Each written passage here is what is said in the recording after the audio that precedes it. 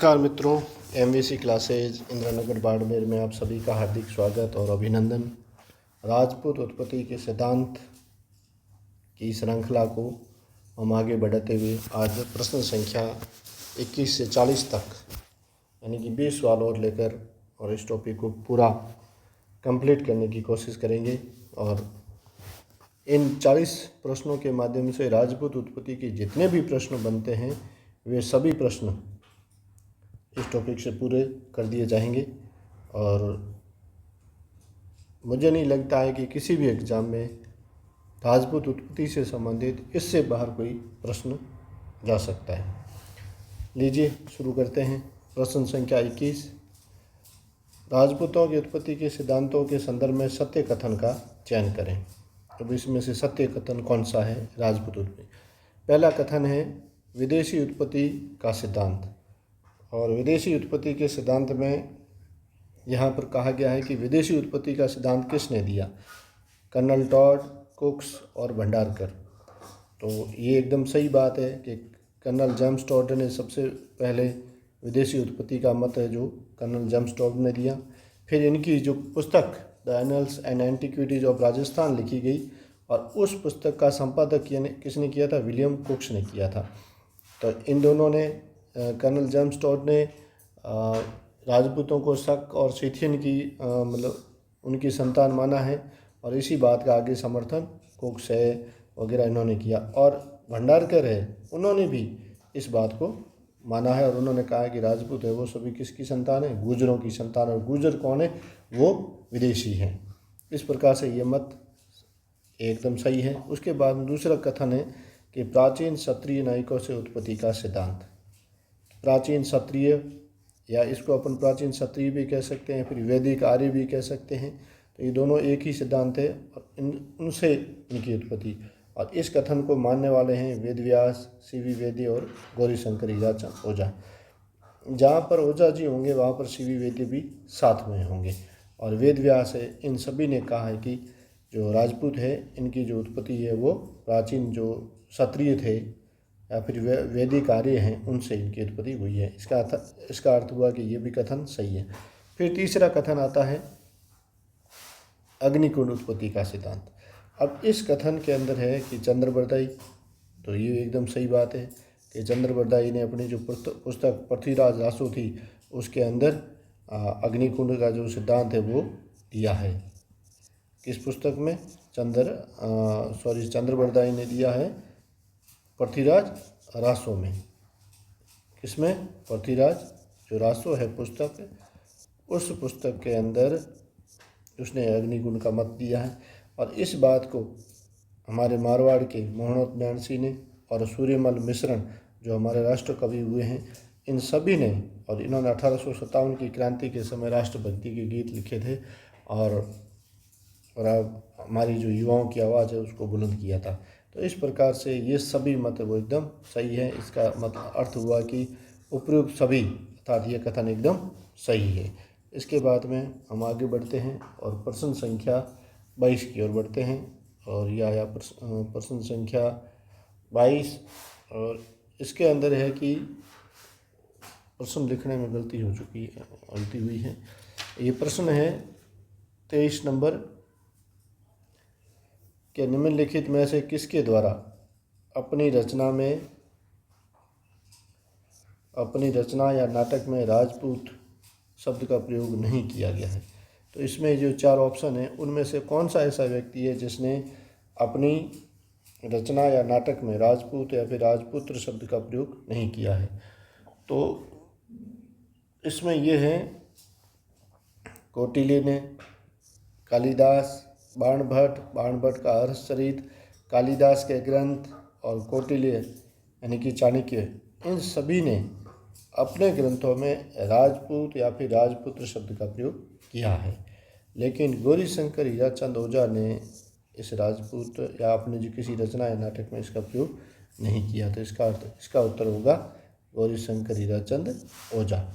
लेकिन दूसरे वाले जैसे कौटिल्य ने जो इसका दूसरा नाम चाणक्य भी है, तो इसने अपनी पुस्तक बहुत ही प्रसिद्ध पुस्तक इनकी हुई है तो उसके अंदर भी हैं। कालिदास के जो विभिन्न नाटक है उसके अंदर भी राजपुत्र शब्द का जो वो, अब ये राजपूत शब्द उन्होंने किसके लिए कहा है? वो कहा है शासक वर्ग के लिए, न कि किसी जाति के लिए।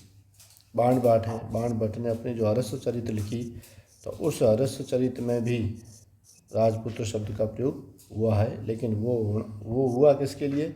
जो उस समय जो भी शासन करता था, जिसने राज्य किया है, उन सभी के लिए राजपुत्र शब्द का प्रयोग होता था, न कि किसी जाति के लिए इन्होंने प्रयोग नहीं किया है। इस प्रकार से ये हमारा प्रश्न संख्या 23।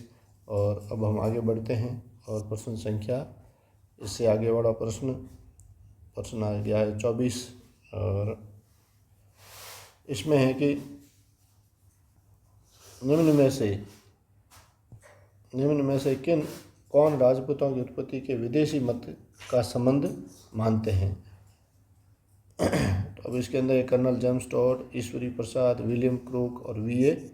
स्मिथ। तो इसमें ये जो प्रश्न है, और इस प्रश्न में तो ये सभी लोग हैं जो राजपूत उत्पत्ति का जो है उस मत को, राजपूतों की उत्पत्ति वो विदेशी मत का संबंध मानते हैं। इसमें ये कर्नल जेम्स टॉड भी मानते हैं, विलियम क्रूक भी मानते हैं और वी.ए. स्मिथ भी मानते हैं। और इस प्रकार से ये हमारा प्रश्न पूरा हुआ। और प्रश्न संख्या 25 की ओर, और 25 में है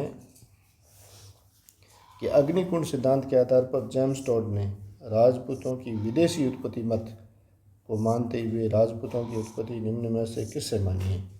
यानी कि इसके अंदर अफगान है, शक है, सीथियन है, हूण है। तो इसमें से जेम्स टॉड ने राजपूतों की उत्पत्ति किस जाति से मानी है? तो कर्नल जेम्स टॉड ने वो शक जाति से राजपूतों की उत्पत्ति मानी है। शक और सीथियन दोनों से इन्होंने इनकी उत्पत्ति मानी है। अब आगे चलते हैं और प्रश्न संख्या 26। और प्रश्न संख्या 26 में है कि निम्न में से कौन विद्वान राजपूतों की उत्पत्ति विदेशी हूणों से मानता है? किससे? विदेशी हूणों से मानता है। विदेशी हूणों से किसने है जो राजपूतों की उत्पत्ति मानी है? तो विदेशी हूण, अब देखिए इसका पहला अक्षर है वो क्या है? वी है। और वी.ए. स्मिथ का भी पहला अक्षर क्या है? वी है। तो राजपूतों की उत्पत्ति विदेशी हूणों से मानी जाए या पूछा जाए तो सीधा इसका उत्तर क्या होगा? विलियम, इसको वी.ए. स्मिथ होगा। अगर ये पूछा जाए कि श्वेत हूण, कैसे हूण? श्वेत हूण। और श्वेत हूण किसे कहा गया है? गुर्जरों को कहा गया है। किसे कहा गया है? गुर्जरों को कहा है। और ये मत किसने दिया है? वो दिया है D.R. भंडारकर ने। किसने दिया है? D.R. भंडारकर ने। इस प्रकार से ये हमारा प्रश्न संख्या 26 ये भी पूर्ण होता है। और हम आगे चलते हैं प्रश्न संख्या 27 की ओर। और प्रश्न संख्या 27 में है कि D.R. भंडारकर के अनुसार राजपूत उत्पत्ति संबंधी कथनों पर विचार करो। यानी कि जो D.R. भंडारकर ने राजपूत उत्पत्ति के जो मत दिए हैं, उस मत की यहाँ पर हमें इनकी कथन है, उन कथनों पर क्या करनी है? चर्चा करनी है। अब इसमें पहला कथन है कि राजपूतों को गुर्जर मानकर उनका संबंध श्वेत हूणों से स्थापित करके विदेशी उत्पत्ति को मानते हैं। तो ये कथन एकदम सही है। उन्होंने राजपूतों को गुर्जर माना है, यानी कि शक, सीथियन वगैरह ये जितने भी थे, ये इन सभी जातों को उन्होंने क्या माना है? ये सभी गुर्जर हैं। और गुर्जर कौन हो गए? विदेशी हो गए। और गुर्जर के साथ में ये श्वेत हूण है। गुर्जर वो कौन थे? श्वेत हूण थे। तो ये कथन भी सही है। दूसरा कथन है कि बिजुलिया शिलालेख के आधार पर चौहानों को वत्स गोत्रीय ब्राह्मण बताते हुए इन्होंने गुहिलों की, गुहिल है जो गुहिलों की उत्पत्ति है वो किससे? नागर ब्राह्मणों से मानी है। तो देखिए बिजुलिया शिलालेख के आधार पर D.R. भंडारकर है वो चौहानों को तो क्या मानता है? वत्स गोत्रीय ब्राह्मण मानता है। तथा गुहिलों को क्या मानते हैं? वो नागर ब्राह्मण मानते हैं। तो इसका अर्थ हुआ कथन 1 और कथन 2, ये दोनों कथन वो सही है। इसका उत्तर होगा कथन संख्या स। और एक चौहानों को खिजर जाति के राजपुरोहित भी कहा गया है। एक खिजर है। खिजर जो विदेशी थे, विदेशियों में पुरोहित का काम करते थे। तो डॉक्टर डी.आर. भंडारकर ने चौहानों को खिजर जाति के पुरोहित भी कहा है इन्होंने। तो इस प्रकार से ये दोनों कथन है वो डी.आर. भंडारकर के वो सही है। और अपन चलते हैं प्रश्न संख्या 28 की ओर। प्रश्न संख्या 28 है कि निम्न में से कौन ब्राह्मणों की उत्पत्ति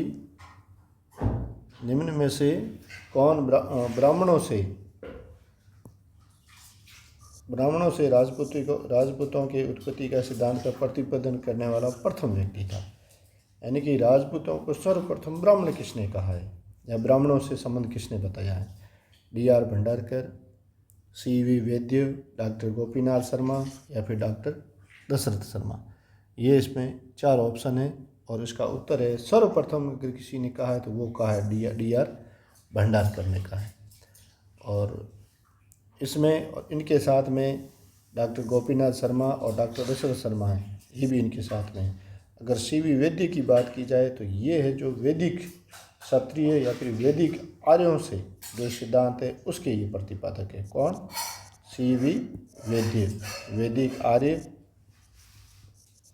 या फिर वैदिक क्षत्रिय हैं उस मत के ये प्रतिपादक है। और इनके साथ में फिर कौन है?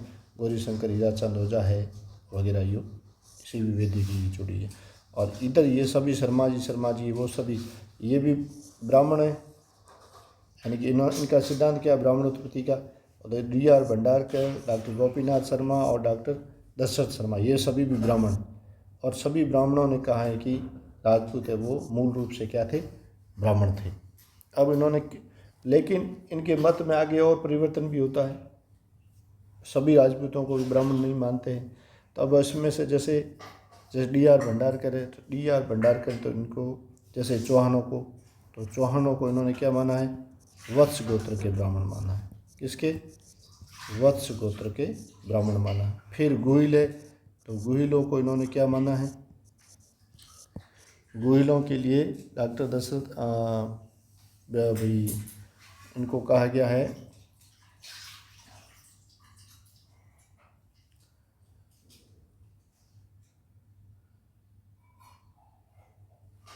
गुहिलों को नागर ब्राह्मण कहा गया है। और फिर इसमें आ गए गोपीनाथ शर्मा। तो गोपीनाथ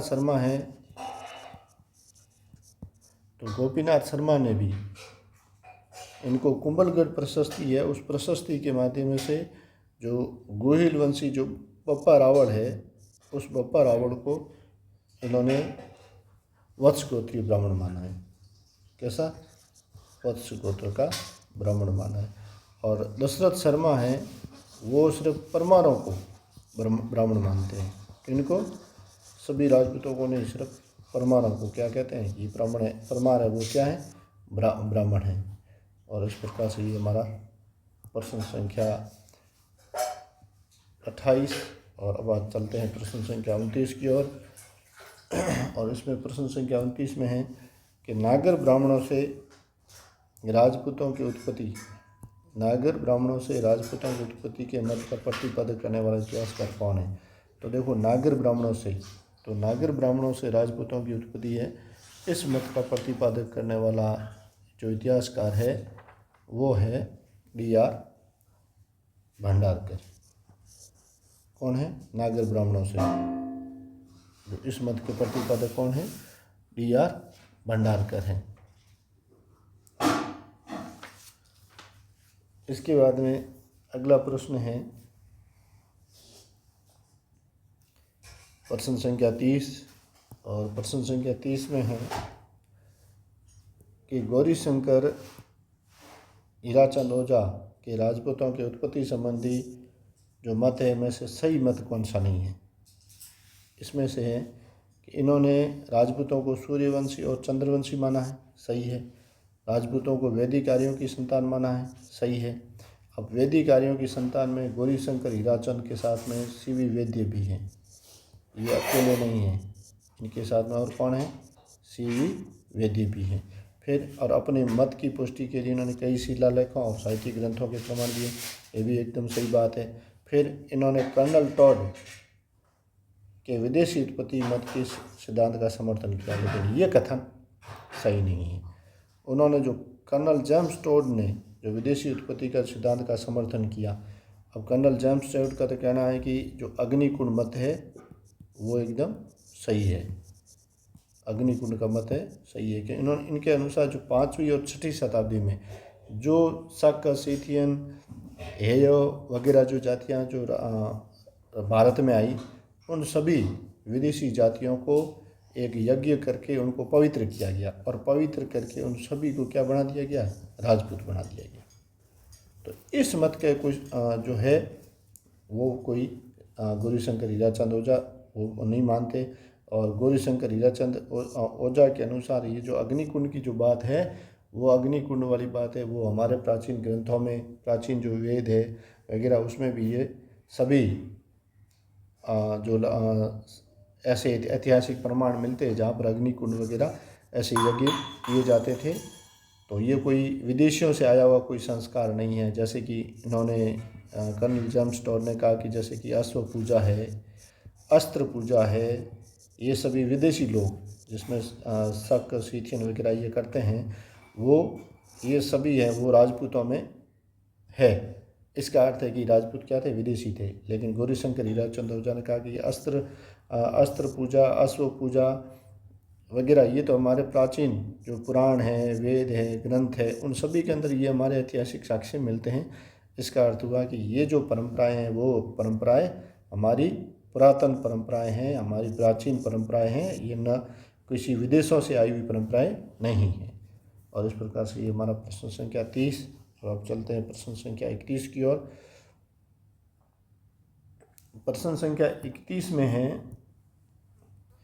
कि राजपूतों को वैदिक क्षत्रियों से, कैसे वैदिक क्षत्रियों से किन इतिहासकारों ने राजपूतों की उत्पत्ति मानी है। तो इसमें है सीवी वैद्य, तो सीवी वैद्य देखिए, सीवी वैद्य इसके अंदर वह ज़्यादा आ रहा है और वैदिक क्षत्रियों में भी वह आ रहा है। अब वैदिक आर्य कहेंगे तो भी वो आएगा और वैदिक क्षत्रिय कहेंगे तो भी आएगा, ये मत दोनों मत एक ही हैं और इसका अर्थ ये भी सही है। फिर गौरीशंकर हीराचंद ओझा वो भी राजपूतों को वैदिक क्षत्रियों की इनकी संतान मानते हैं। इसका अर्थ हुआ कि ये जो इसके जो अ व ब ये दोनों सही है, राजपूत उत्पत्ति के वाला ये जो मत है वो एकदम सही है। और इस प्रकार से ये प्रश्न संख्या 31 पूरा हुआ। और अब हम चलते हैं प्रश्न संख्या 32 की ओर। और प्रश्न संख्या 32 में है कि किंवदंती के अनुसार आबू पर्वत पर अग्निकुंड से किस वंश की उत्पत्ति मानी जाती है। किंवदंतियों के अनुसार आबू पर्वत से अग्निकुंड से जो विभिन्न राजपूतों की जो जातियां हैं, उन जातियों में से कौन सी ऐसी जातियां हैं जिनकी आबू पर्वत के उस यज्ञ से इनकी उत्पत्ति हुई है। और यज्ञ किसने किया था, ये यज्ञ किया था वशिष्ठ ने। और क्यों किया था, क्योंकि वहाँ पर राक्षस वगैरह थे, वो यहाँ पर जो भी ये साधु वगैरह जो तपस्या करते थे वो उनको करने नहीं देते थे, उसके अंदर मांस मदिरा वगैरह डाल देते थे। और ऐसे में इन्होंने 4 राजपूतों को उत्पन्न किया था। अब उनमें से देखिए, चालुक्य सही है, परमार सही है, लेकिन हाड़ा और सिसोदिया नहीं। फिर वैसे हाड़ा चौहानों की एक शाखा है, चालुक्य, प्रतिहार, चौहान, परमार, ये जो ब ऑप्शन है, ब ऑप्शन वाले जो सभी हैं वो एकदम सही है। इसमें चालुक्य, प्रतिहार, चौहान और परमार। वैसे अगर कभी ये भी प्रश्न आ सकता है कि इनमें से ये 4 है तो चारों साथ में, चारों को साथ में उत्पन्न नहीं किया है। इसमें चालुक्य, प्रतिहार और परमार, इनकी गुरु वशिष्ठ ने पहला उत्पन्न किया था। लेकिन ये जो 3 थे, ये तीनों इन राक्षसों से या फिर उस समय के जो आताताई थे उनसे पार नहीं पा सके, तब जाकर चौहान की, और चौहान जो सशस्त्र था, सशस्त्र का अर्थ हुआ वो शस्त्रों से सुसज्जित था, उस चौहान की उत्पत्ति की। और फिर इस चौहान ने, जिसे चाहमान भी कहा जाता है, क्या चाहमान भी कहते हैं, और इसने फिर इन सभी आताताइयों को या फिर उस समय के आतंकवादियों को मार दिया। और यहाँ पर राजपूत है, ये जो 4 राजपूत उत्पन्न हुए, और ये आबू पर्वत के अग्निकुंड से हमें इसकी जानकारी प्राप्त होती है। और इस मत को मानने वाले में कौन सबसे पहले ये अगर ग्रंथ की बात कही जाए तो आएगा पृथ्वीराज रासो, और अगर लेखक की या फिर रचनाकार पूछा जाए तो एक आ जाएगा चंद्रबरदाई। दूसरा, इस मत का समर्थन करने वाले में कौन आ जाएगा, मोहनोत नैनसी, जिसे मूता नैनसी भी कहते हैं, जिसने नैनसीरी ख्यात और मारवाड़ प्रगनारी विगत वगैरह ये रचनाएं इसने लिखी। महाराजा जसवंत सिंह जो मारवाड़ के थे, उनके काल के ये हैं, जिनको बाद में शायद इनको मरवाया गया था। तो ये यहाँ के कोषाध्यक्ष थे मारवाड़ के। और दूसरे थे सूर्यमल मिश्र, और सूर्यमल मिश्र थे वो थे बूंदी के, और इनको राष्ट्रकवि भी कहा जाता है। इन्होंने 1857 की जो क्रांति हुई थी, उस क्रांति के समय देशभक्ति के गीत लिखे, और जो लोगों में अंग्रेज़ों के प्रति है, जो इन्होंने देशभक्ति की भावनाओं को उत्पन्न करने वाले राष्ट्रभक्ति गीत लिखे। और इस 1857 में उन्होंने वो जागृति लाने का प्रयास किया। अब इसके बाद में अपना प्रश्न है 33वां। इस प्रश्न संख्या 33 में है कि किन विद्वानों ने राजपूतों को शक सीथियन प्रमाणित करने के लिए तर्क दिया है कि राजपूतों के रीति रिवाज शक सीथियन गुणों से मिलते जुलते हैं। तो इसमें टॉड, दूसरा है भंडारकर, तीसरा है शक सीथियन वगैरह, ये जो विभिन्न है। तो इसमें से ऐसा कौन इतिहासकार है जिसने ये माना है कि इनकी उत्पत्ति है वो ये शक सीथियन को, वो है कर्नल जेम्स टॉड। कौन है?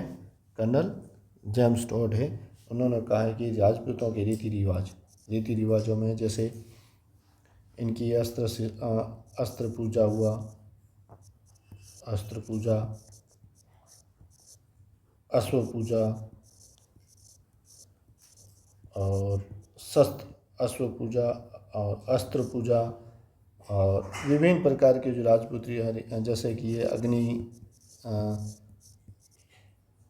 अग्निकुंड वगैरह, ये जो विभिन्न हैं, ये सभी है वो शक और सीथियन और हूण है, ये उस समय के आताताई हैं, लड़ाकू जातियाँ थी। तो इसमें इनमें भी ये जो है संस्कार वो मिलते हैं, इसलिए राजपूत हैं वो क्या है, विदेशी है। ये मत किसने दिया है? कर्नल जेम्स टॉड ने किया है। और जिसका जो है बाद में समर्थन किसने किया था? विलियम क्रूक्स ने, और भारतीय इतिहासकारों में भी डॉक्टर D.R. भंडारकर वगैरह इन्होंने हैं। अब आता है प्रश्न संख्या 34, और प्रश्न संख्या 34 में है कि मुसलमानों के आक्रमण तक यहाँ के राजा क्षत्रिय कहलाते थे। बाद में इनका बल टूट गया और स्वतंत्र राजा के स्थान पर सामंत या नरेश हो गए। राजस्थान के राजपूतों के बारे में उक्त कथन किस इतिहासकार का है? डॉक्टर गौरीशंकर ओझा, जगदीश सिंह गहलोत, V.A. स्मिथ या फिर D.R. भंडारकर। तो इसमें से ये कथन है वो किनका है? वो है डॉक्टर जगदीश सिंह गहलोत का है। देखिए, मुसलमानों के आक्रमण से पहले ये जो राजा थे, ये राजपूत जो शासन कर रहे थे, उन शासन करने वालों के लिए एक शब्द का यूज होता था, वो होता था क्षत्रिय, या फिर इनके लिए जो एक शब्द यूज होता था वो होता था राजपुत्र। लेकिन जब मुसलमानों का भारत में आगमन हुआ तो मुसलमानों को उच्चारण में ये राजपुत्र शब्द उनसे उच्चारित नहीं होता था।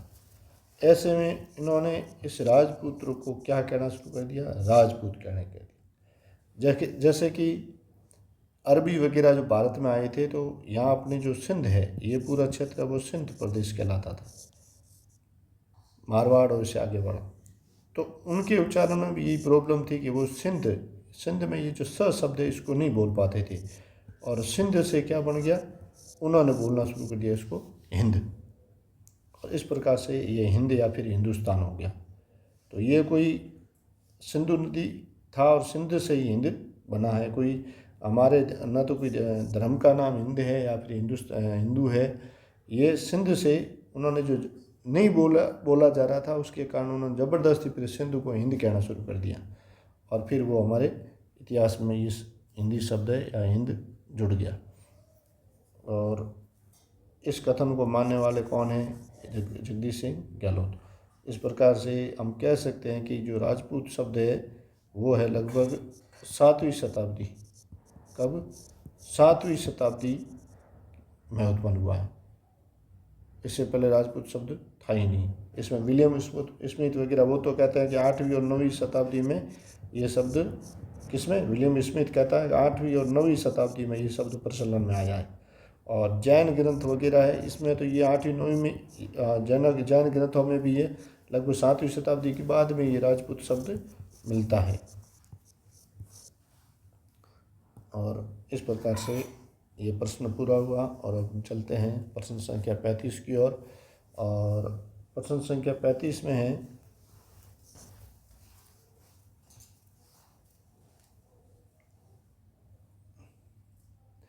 राजपूत उत्पत्ति और उसके मानने वालों में असंगत कथन है। जैसे कि कर्नल जेम्स टॉड और विलियम क्रूक वगैरह, तो इन्होंने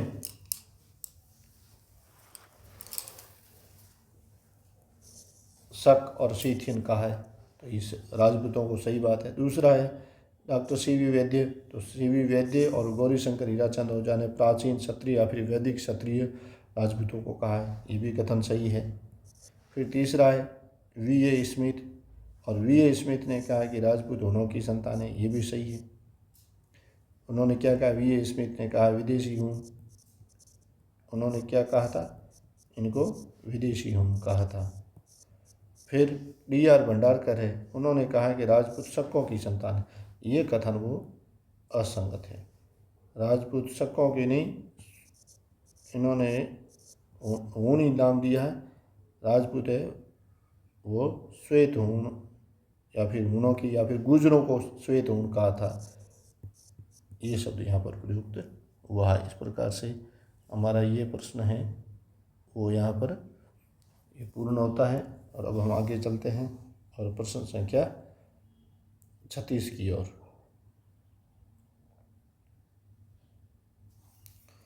प्रश्न संख्या 36 में है कि राजपूत उत्पत्ति का अग्निकुंड मत से केवल उत्पत्ति केवल एक ऐसी कल्पना पर आधारित है जो मध्यकालीन चारण और भाटों की चाटुकारी की प्रवृत्ति का प्रमाण है। उपयुक्त मत किस इतिहासकार का है?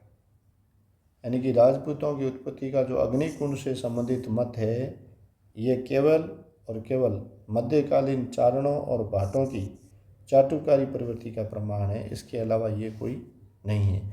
और ये कथन किसने कहा है? तो ये कथन कहा है डॉक्टर दशरथ शर्मा ने। किसने कहा है? डॉक्टर दशरथ शर्मा ने इस कथन को कहा है। हम चलते हैं नेक्स्ट प्रश्न अगली की तरफ, और ये है प्रश्न संख्या 37। वे इतिहासकार जिन्होंने अग्निकुंड मत का उपयोग विदेशियों को पवित्र कर हिंदू धर्म में लेने से माना है। दशरथ शर्मा, गौरीशंकर हीराचंद ओझा, या फिर स्मिथ और विलियम्स कुक। तो इस मत को मानने वाले ये दोनों हैं, विलियम्स भी है और स्मिथ है, ये दोनों ये मानते हैं कि, और इसमें कर्नल जेम्स टॉड भी साथ में आता है। तो ये दोनों ऐसे हैं कि इतिहासकार हैं, स्मिथ और विलियम कुक्स, इन्होंने माना है कि अग्निकुंड का मत का उपयोग है विदेशियों को पवित्र करके उनको विदेशियों ने जब यहाँ पर आक्रमण हुए तब विदेशियों ने यहाँ पर उनके सैनिक के रूप में या फिर उनके सहायक के रूप में उन्होंने या फिर उनकी रक्षा करने का काम किया। और ऐसे में उन विदेशियों को इन्होंने या फिर विदेशी यहाँ पर आकर बस गए और बसने के बाद में इन्होंने बहुत ही लंबे समय तक यहाँ पर बसने के बाद में यहाँ के जो रीति रिवाज वगैरह वो सभी उन्होंने ग्रहण कर ली। और ऐसे में इनको अग्निकुंड में एक यज्ञ किया और उस अग्नि से पवित्र करके और इन सभी विदेशी जातियों को किस में ले लिया, हिंदू धर्म में ले लिया। और इस मत स्मिथ और विलियम क्रूक ने मानते हैं इस मत को, लेकिन इस मत को के बारे में सर्वसम्मति नहीं है। अब प्रश्न संख्या है 38 और प्रश्न संख्या 38 में कहा गया कि राजपूतों को वैश्य पुरुष और अंबष्ठ कन्या की संतान बताया गया है, अतः राजपूत शूद्र थे, यानी कि वैश्य पुरुष और अंबष्ठ कन्या है उसकी संतान बताया गया है, अतः राजपूत क्या हुए, शूद्र। उपयुक्त कथन किस में है, पाराशर स्मृति, अमरकोश या फिर पुराण या फिर डॉक्टर विमलचंद पांडे ने। तो इसमें जो पाराशर स्मृति है उस पाराशर स्मृति में राजपूतों को वैश्य पुरुष और अंबष्ठ कन्या की संतान बताया गया है, अतः राजपूत शूद्र हैं। और ये कथन किस में मिलता है, पाराशर स्मृति के अंदर मिलता है। और जो अमरकोश है इस अमरकोश में राजपूत शब्द को क्षत्रिय शब्द का पर्यायवाची, जैसे कि राजपूत और क्षत्रिय एक ही होते हैं, तो इसमें अमरकोश ये शब्दकोश है। इस शब्दकोश के अंदर राजपूत शब्द है उसको क्षत्रिय का पर्यायवाची नहीं माना गया है इसमें अमरकोश के अंदर। फिर इसके अंदर एक डॉक्टर विमलचंद पांडे है, तो इन्होंने कहा है कि राजपूत शब्द का प्रयोग है वो 9वीं शताब्दी में प्रचलित होता है। अब देखो डॉक्टर विमलचंद पांडे के अनुसार, इससे पहले हमने वी.ए. स्मिथ के बारे में कहा था, उन्होंने कहा था कि 8वीं और 9वीं शताब्दी।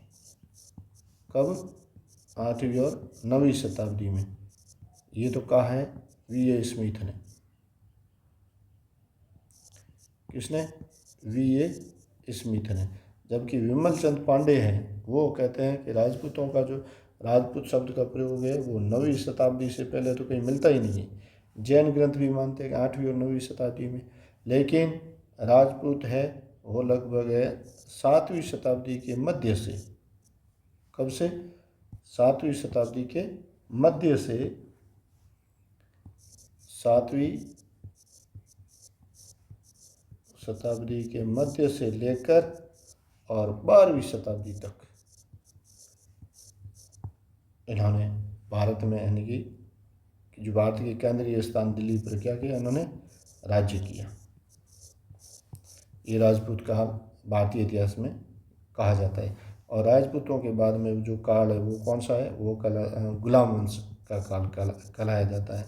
और गुलाम वंश के बाद में मुगल काल आया, और मुगलों के बाद में कौन आए, अंग्रेज आए, और अंग्रेजों के बाद में पुनः भारत में लोकतंत्र कायम हुआ। ये इस प्रकार से ये एक क्रम रहा। और राजपूत काल से पहले है वो है हर्षवर्धन का काल। हर्षवर्धन का काल है जो 647 ईस्वी में इनकी मृत्यु के बाद में ये राजपूत धीरे धीरे उत्पन्न होकर और केंद्रीय सत्ता में आए। और इस प्रकार से ये हमारा प्रश्न संख्या 38 ये भी पूर्ण हुआ। और हम चलते हैं प्रश्न संख्या 39 की ओर। और प्रश्न संख्या 39 में है कि पृथ्वीराज रासो की घटनाओं को चंडू खाने की गप किस इतिहासकार ने माना है।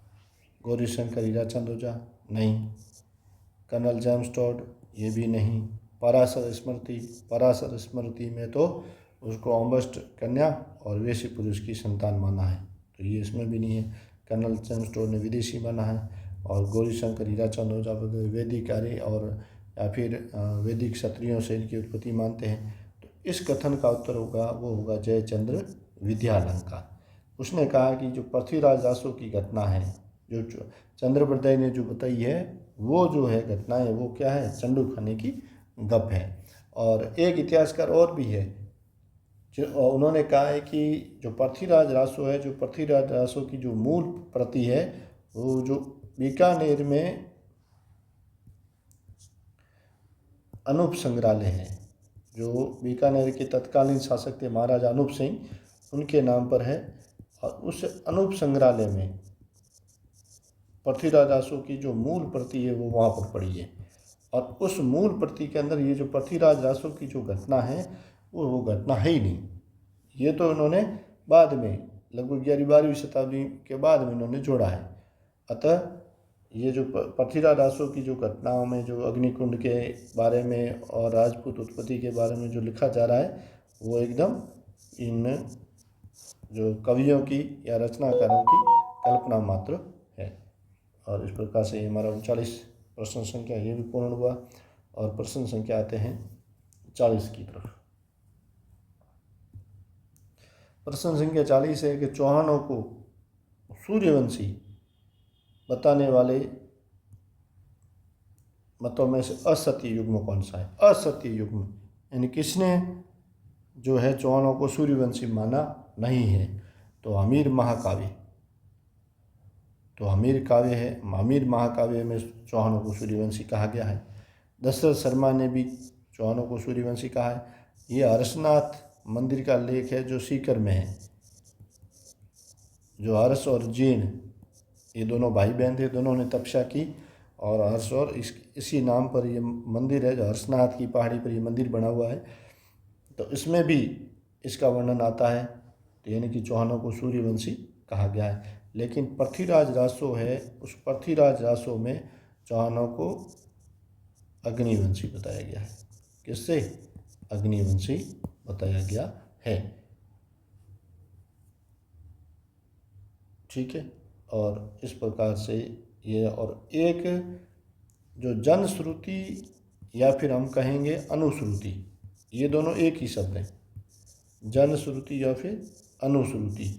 अनुश्रुति यानी कि एक पीढ़ी से दूसरी पीढ़ी में जो सुनकर जो हमारे बड़े बुजुर्ग जो बातें कर रहे हैं, उनमें राजपूतों की उत्पत्ति के दो सिद्धांत मुख्य रूप से प्रसिद्ध है। वो एक तो है आबू के अग्निकुंड का।